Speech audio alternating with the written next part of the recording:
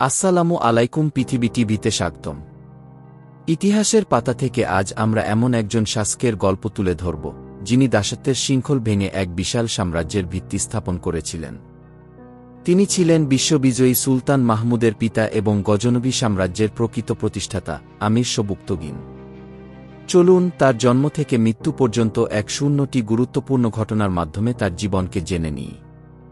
এক জন্ম অকৃতদাস, আনুমানিক ৯৪২ সাল। দশম শতাব্দীর মাঝামাঝি সময়ে বর্তমান কিরগিজস্তানের বার্সখান অঞ্চলে এক তুর্কি পরিবারে একটি শিশুর জন্ম হয়। কে জানত এই শিশুটি একদিন ইতিহাসের গতিপথ বদলে দেবে? তবে তার শৈশব ছিল অত্যন্ত কঠিন। কিশোর বয়সে এক উপজাতীয় সংঘর্ষে তিনি বন্দী হন এবং তাকে দাস হিসেবে বিক্রি করে দেওয়া হয়। সেখান থেকে হাত বদল হয়ে তিনি খোরাসানের সামানি সাম্রাজ্যের এক সেনাপতি আলপতিগিনের কাছে পৌঁছেন। আলপতিগিন তার মধ্যে লুকিয়ে থাকা প্রতিভা ও বুদ্ধিমত্তার ঝলক দেখতে পান। আলপতিগিনের বিশ্বাস অর্জন। গজনিতে আলপতিগিনের দরবারে এসে সবুক্তগিনের ভাগ্য পরিবর্তন হতে শুরু করে। তিনি শুধু একজন সাধারণ দাস ছিলেন না, তার সততা, আনুগত্য এবং সামরিক বিদ্যায় পারদর্শিতা দ্রুত আলপতিগিনের নজর কাড়ে। তিনি সবুক্তগিনকে ব্যক্তিগত দেহরক্ষী থেকে শুরু করে বিভিন্ন ছোট ছোট সামরিক দলের অধিনায়ক হিসেবে দায়িত্ব দিতে থাকেন এবং প্রতিটি পরীক্ষাতেই সবুক্তগিন সফল হন। ধীরে ধীরে তিনি আলপতিগিনের সবচেয়ে বিশ্বাসভাজন ব্যক্তিতে পরিণত হন। পদোন্নতি ও রাজকীয় সম্পর্ক স্থাপন। সবুক্তগিনের যোগ্যতায় মুগ্ধ হয়ে আলপতিগিন তাকে কেবল উচ্চ পদে উন্নীতই করেননি, নিজের মেয়ের সাথে তার বিয়েও দেন। এই বৈবাহিক সম্পর্ক সবুক্তগিনের সম্মান ও প্রতিপত্তি বহুগুণে বাড়িয়ে দেয়। তিনি রাজপরিবারের সদস্যে পরিণত হন এবং গজনি রাজ্যের শাসনকার্যে তার প্রভাব বাড়তে থাকে। আলপতিগিন তাকে আমির উলুমারা বা সেনাপতিদের সেনাপতি উপাধিতে ভূষিত করেন, যা ছিল একটি বিশাল সম্মানের বিষয়। গজনির সিংহাসনে আরোহণ ৯৭৭ সাল। আলপতিগিনের মৃত্যুর পর গজনিতে কিছুটা রাজনৈতিক অস্থিরতা দেখা দেয়। আলপতিগিনের পুত্র এবং তারপর অন্য সেনাপতিরা কিছুদিন শাসন করলেও কেউই স্থিতিশীলতা আনতে পারেননি। এই সময়ে গজনির তুর্কি আমির ওমরাহ এবং সাধারণ মানুষ রাজ্যের সুরক্ষার জন্য একজন যোগ্য শাসক খুঁজছিলেন। তাদের সবার চোখ ছিল সবুক্তগিনের দিকে। তার সামরিক দক্ষতা, প্রশাসনিক জ্ঞান এবং নেতৃত্বের গুণাবলীর কারণে ৯৭৭ সালে গজনির আমিররা সর্বসম্মতিক্রমে তাকে তাদের শাসক হিসেবে নির্বাচিত করেন। এভাবেই একজন কৃতদাস পরিণত হলেন গজনির আমিরে। সামানিদের প্রতি আনুগত্য এবং নিজের ক্ষমতা বৃদ্ধি। সিংহাসনে বসেই সবুক্তগিন নিজেকে স্বাধীন সুলতান ঘোষণা করেননি। তিনি বুদ্ধিমত্তার সাথে তখনও শক্তিশালী সামানি সাম্রাজ্যের প্রতি আনুগত্য দেখান। তিনি সামানিদের নামে মুদ্রা চালু রাখেন এবং তাদের সাহায্য করার জন্য সৈন্য পাঠাতেন। এর বিনিময়ে সামানি শাসকরা তাকে গজনি, বল্ক এবং আফগানিস্তানের বিস্তীর্ণ অঞ্চলের বৈধ শাসক হিসেবে স্বীকৃতি দেন। এই কৌশল তাকে একদিকে যেমন নিজের ক্ষমতাকে নিরঙ্কুশ করার সুযোগ করে দেয়, তেমনি বড় কোনো শক্তির সাথে সংঘাতে না গিয়ে নিজের সাম্রাজ্যের ভিত্তি মজবুত করতে সাহায্য করে।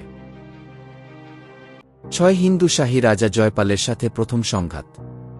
সবুক্তগিনের ক্রমবর্ধমান শক্তি পূর্ব দিকে অবস্থিত হিন্দু শাহী রাজ্যের রাজা জয়পালের জন্য উদ্বেগের কারণ হয়ে দাঁড়ায়। জয়পালের রাজ্য পাঞ্জাব থেকে আফগানিস্তানের কাবুল পর্যন্ত বিস্তৃত ছিল। তিনি গজনিকে একটি বড় হুমকি হিসেবে দেখতে শুরু করেন এবং সবুক্তগিনের শক্তিকে অঙ্কুরেই বিনষ্ট করার সিদ্ধান্ত নেন। তিনি এক বিশাল সেনাবাহিনী নিয়ে গজনির দিকে অগ্রসর হন। এটিই ছিল গজনবীদের সাথে হিন্দু শাহী রাজবংশের প্রথম বড় আকারের সামরিক সংঘাত। লাগমানের যুদ্ধ ও এক ঐতিহাসিক বিজয়। সবুক্তগিন এবং জয়পালের বাহিনী লাগমান নামক স্থানে একে অপরের মুখোমুখি হয়। জয়পালের বাহিনী সংখ্যায় অনেক বড় ছিল, কিন্তু সবুক্তগিন ছিলেন একজন অত্যন্ত বিচক্ষণ সেনাপতি। তিনি গেরিলা কৌশল এবং পার্বত্য অঞ্চলের সুযোগ নিয়ে জয়পালের বাহিনীকে বিপর্যস্ত করে তোলেন।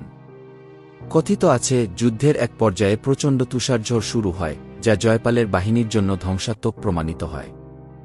শেষ পর্যন্ত জয়পাল পরাজিত হয়ে একটি অপমানজনক চুক্তিতে স্বাক্ষর করতে বাধ্য হন, যেখানে তিনি বিপুল পরিমাণ সম্পদ ও হাতি গজনিকে দেওয়ার প্রতিশ্রুতি দেন। এই বিজয় সবুক্তগিনের সুনাম অঞ্চলে ছড়িয়ে দেয়। সাম্রাজ্যের সীমানা বিস্তার। জয়পালের বিরুদ্ধে বিজয়ের পর সবুক্তগিন তার দৃষ্টি দিকে ঘোরান এবং নিজের সাম্রাজ্যকে আরও প্রসারিত করার পরিকল্পনা করেন। তিনি তার শাসনকালে খোরাসান, বল্ক, বাদাখশান এবং কান্দাহারের মতো গুরুত্বপূর্ণ অঞ্চলগুলো নিজের রাজ্যের অন্তর্ভুক্ত করেন। তিনি শুধু একজন যোদ্ধা ছিলেন না, একজন সুশাসকও ছিলেন।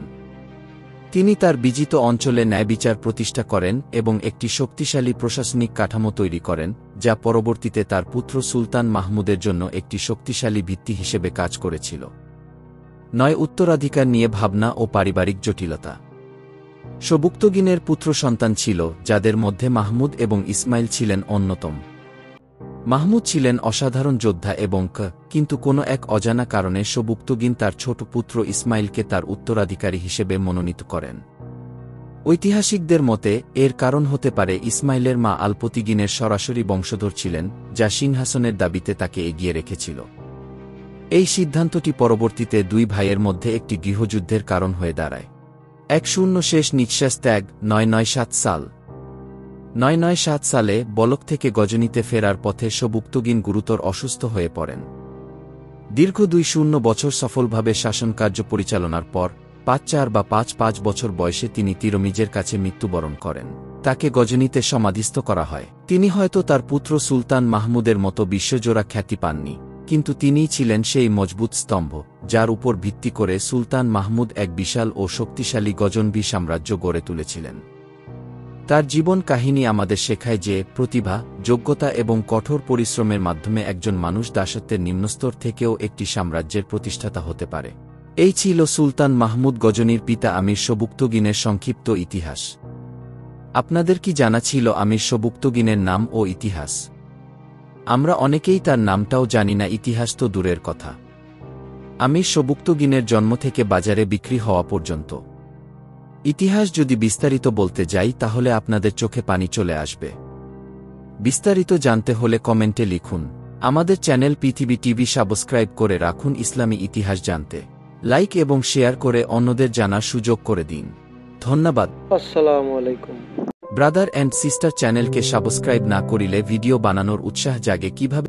কমেন্টে না করলে ভালো মন্দ কিভাবে জানা যায়? তাই অবশ্যই চ্যানেলকে সাবস্ক্রাইব করবেন। ভিডিও বানার উৎসাহ জাগাতে কমেন্ট অবশ্যই করবেন। আপনাদের মতামত জানাতে আবারও পৃথিবী টিভির তরফ থেকে ধন্যবাদ।